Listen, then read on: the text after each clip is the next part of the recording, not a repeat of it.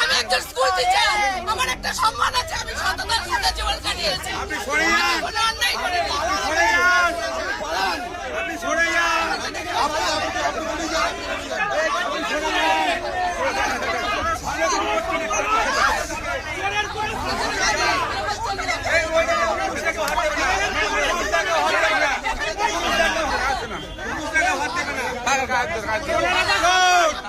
জীবন কাটে school teacher, সততার শিক্ষা দিয়ে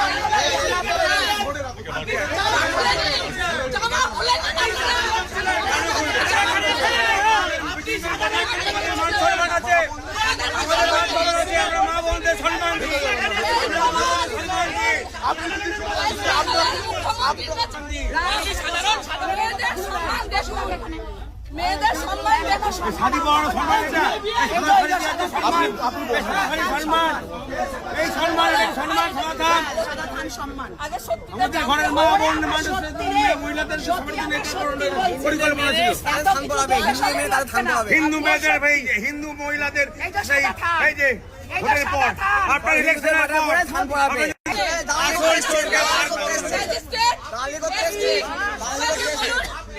সবাইকে বলুন আপনি চলে যান, আপনার চলে যান। ও যাবে না, এখানে রেখে দেবো, পুলিশের হাতে দেবো, এখানে রেখে দেবো, এখানে পুলিশে দেবো। কাজলদা দেখো, কাজলদা তোমরা শান্তভাবে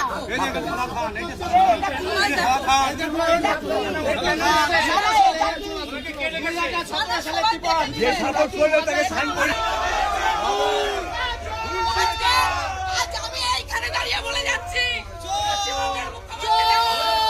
বিজেপির আসল রূপ সম্মান।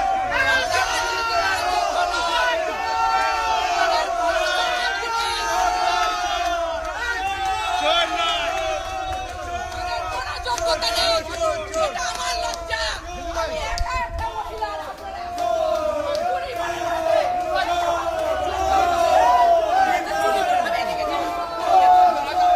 আমার গাড়ি আছে ওইদিকে।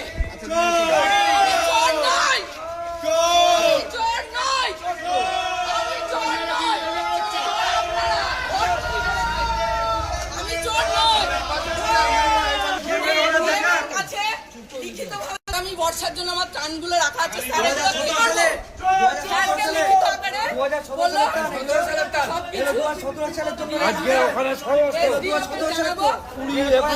গাড়ি পাঠাবো, গাড়ি করে ওগুলো ফেরত পাঠিয়ে আমাকে এখান থেকে।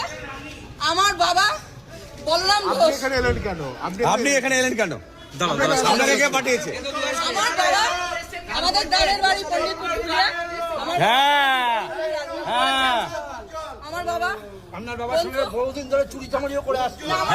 চুরি চামারি করি, উনি তো চোর, উনি তো চোর। না উনি চোর না। আপনাকে আমি একটা কথা বলি, 84 সালে আজকে 20, 21, 22, আমার বাবা 96 সাল থেকে রাজনীতি ছেড়ে দিয়েছে। ওনার সঙ্গে আমাদের একটা পারিবারিক ভালো সম্পর্ক আছে। আমি রাজনীতি আপনাকে বলি, আপনি চুপ করুন, দেখুন ভাইরা সকলে চুপ করে যাবে, আপনি একটু চুপ করুন। অসুস্থ হয়ে গেছে, তাই শুনে আমি ছুটে এসেছি। আপনি জানেন ও গ্যাস চুরি পর্যন্ত করে? সেটা ওনার ব্যবসা আছে, ওনার ডিপার্টমেন্টে জানা চলুন। ঠিক আছে দাদা। আজকে ওদের সঙ্গে আমাদের সম্বন্ধ রাজনৈতিক কোনো সম্পর্ক নেই। আজকে আপনাকে বলি, রাজনৈতিক কোনো সম্পর্ক নেই, পারিবারিক সম্পর্ক মানুষের সাথে থাকবেই থাকবে। উনি একজন স্বাধীনতা পরিবারের মানুষ, ওনার একটা সম্মান আছে। তৃণমূল জিতলে আপনার একথা বলতেন, আপনার ঠান্ডা তো না, আপনি যেতেন।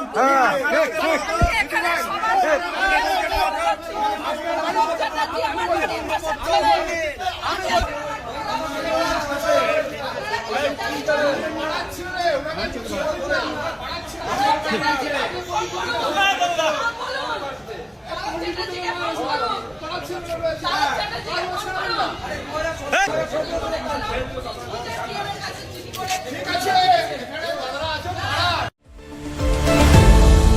আপনারা দেখছেন এই বেলা বাংলা, শিরোনামে সবার আগে।